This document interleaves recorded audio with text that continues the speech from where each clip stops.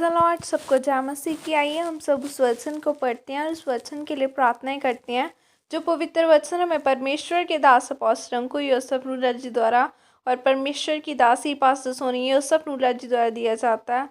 सर्वशक्तिमान परमेश्वर, हम आपका धन्यवाद करते हैं। खुदा, आपने हमें एक नए दिन के साथ खुदा बना ब्लेस किया, हम धन्यवाद करते हैं। पिता परमेश्वर, आपके वचन में लिखा है, धन्यवाद करते हुए स्तुतियों के साथ उसके फाटकों में प्रवेश करते चलो है। मेरे जिंदा परमेश्वर, मैं आपका धन्यवाद करती हूँ। खुदा बना, आपके कोड़े खाने से हम चंगे हो चुके हैं, आपके लहू बहाने से हमने शिफा को लिया। खुदावन खुदा, हर एक जन जो मेरे साथ जुड़ा यीशु मसीह के नाम के द्वारा ब्लेस किए जाएं, इनके घराने, इनके लोग, इनके मोहल्ले ब्लेस किए जाएं। खुदावना, इन सबको आपके सामर्थ्य और पवित्र लहू में कवर करती हूँ। पिता परमेश्वर, हर एक जन आपके नाम की महिमा को ले। खुदावन खुदा, आज के वचन के द्वारा, आज की प्रार्थना के द्वारा इनके घराने, इनके लोग, इनके मोहल्ले बदले। खुदा, हर एक जन जो इनके साथ जुड़ा यीशु मसीह के नाम के द्वारा बदले।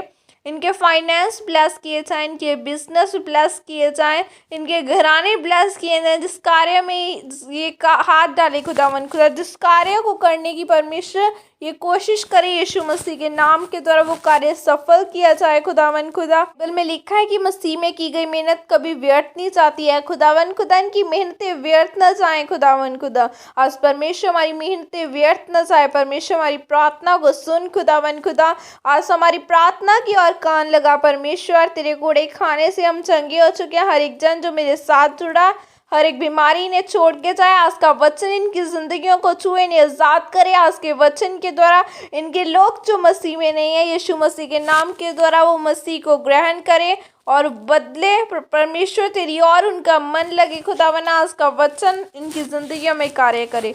प्रभु यीशु मसीह के सामर्थ्य नाम में मांगते, आमीन आमीन।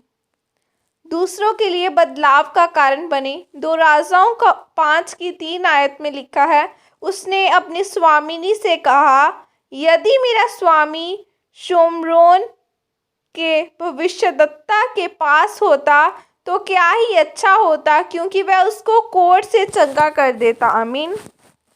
मेरे प्रियो, आज बहुत सारे लोग ऐसे हैं जो अपने जीवन में बदलाव चाहते हैं कि उनके बच्चे बदले, व्यापार बदले, जो उनके साथ जुड़ा हुआ है वह सब कुछ बदले, पर वह अपने जीवन में इन सब चीज़ों को तब तक बदलता हुआ नहीं देखेंगे जब तक वह खुद किसी के लिए बदलाव का कारण नहीं बनते, यानी कि किसी की मदद नहीं करते। जब हम बाइबल में 2 राजाओं की किताब को पढ़ते हैं तो उसके 5 अध्याय में लिखा है कि नामान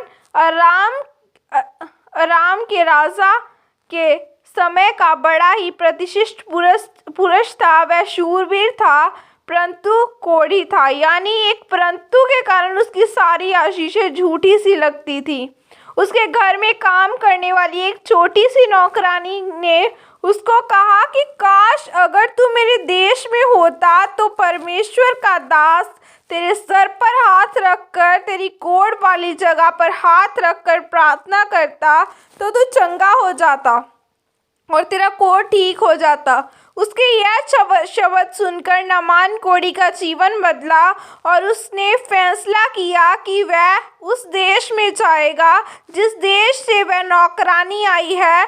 तब नामान उसके देश में एलीशा नबी के पास गया। एलीशा ने उसके सर पर हाथ रखकर प्रार्थना तो नहीं की, परंतु उसको एक हिदायत दी कि जा और जाकर यरदन नदी में 7 डुबकियां लगा और तेरा शरीर कोढ़ से शुद्ध हो जाएगा, यानी तू चंगा हो जाएगा। मेरे प्रियो, जब वह चंगा होकर अपने घर गया होगा तो उसने अपनी उस नौकरानी को आजाद ही नहीं किया होगा, बल्कि उसे करोड़पति बनाकर उसके देश विदा किया होगा। मेरे प्रियो, जरा सोचें, अगर वह नौकरानी चुप करके निराश होकर बैठी रहती कि मैं बहुत दुखी हूँ, मैं नौकरानी बनकर गुलामी में दूसरे देश में रहती हूँ, पता नहीं मैं कभी यहाँ से आज़ाद हो पाऊंगी या नहीं, लेकिन उसने नामान कोढ़ी को परमेश्वर के बारे में बताया तो मेरे प्रियो, न केवल नामान कोढ़ी का जीवन बदला बल्कि उस नौकरानी का भी जीवन बदला। जब आप किसी की सहायता करते हो तो आप खुद भी आज़ाद होते हैं। मेरे प्रियो, याद रखें, चाहे आप बड़े हैं या चाहे आप छोटे हैं, जब तक आप किसी की सहायता नहीं करते तब तक आप खुद भी आज़ाद नहीं हो सकते। वह नौकरानी नामान कोढ़ी के लिए बदलाव का कारण बनी। उसने इंतजार नहीं किया कि पहले परमेश्वर मुझसे आज़ाद करे, यानी पहले मेरी गवाही बने, तब मैं नामान कोढ़ी को परमेश्वर और परमेश्वर के दास के बारे में बताऊंगी। लेकिन उसने उस गुलामी में भी परमेश्वर के बारे में उस कोढ़ी को बताया। मेरे प्रियो, आज आप खुद सोचें कि क्या आप दूसरों के लिए बदलाव का कारण हैं? अगर आप खुद ही शराब, व्यभिचार, लड़ाई झगड़े करेंगे तो क्या आप दूसरों के जीवन को बदल सकते हैं? नहीं, क्योंकि दूसरों को बदलने के लिए पहले आपको खुद बदलना है। यह चुप करके बैठने का समय नहीं है। अगर आप सच में अपनी बीमारी को बदलना है या बीमारी और से, दुखों से, मुसीबतों से, निराशा से आज़ाद होना चाहते हैं, तो उन लोगों को जो पापों में है या दुखों में है, अपना जीवन बिता रहे हैं, उनको परमेश्वर के बारे में बताओ। किसी के लिए बदलाव का कारण बनो। अगर आप अपने दुखों में रहकर दूसरों की गवाही देंगे तो दूसरे लोग तो आज़ाद होंगे ही, पर परमेश्वर आपको भी आज़ाद करेगा। मेरे प्रियो, याद रखें, बाइबल में लिखा है कि जो तू बोएगा वही तू काटेगा। इसलिए दूसरों की आशीष का कारण बनो।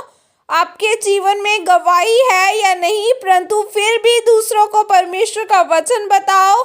जब आप ऐसे करेंगे तो आप अपने प्रतिफल में ज़रूर पाएंगे और परमेश्वर आपको 2 गुना आशीषित करेगा। आमीन। यह प्रार्थना आपके द्वारा की जाए। सर्वशक्तिमान परमेश्वर, मैं इस वचन के लिए खुदा आपका धन्यवाद करती हूँ।